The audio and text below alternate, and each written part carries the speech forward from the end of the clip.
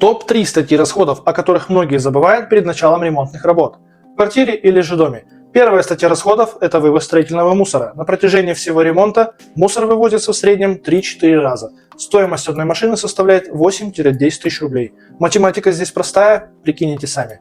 Вторая статья расходов – это грузчики, доставка черновых и чистовых материалов.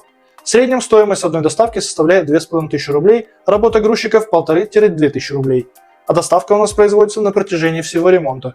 Неплохо так получается. Третья статья расходов – это профессиональный клининг, который приведет вашу квартиру после ремонта в идеально чистое состояние, так как они знают, с какими поверхностями, какими средствами нужно правильно работать. Это видео точно будет для вас полезно, поэтому подписывайся и сохраняй, здесь будет только польза. Рад вам помочь.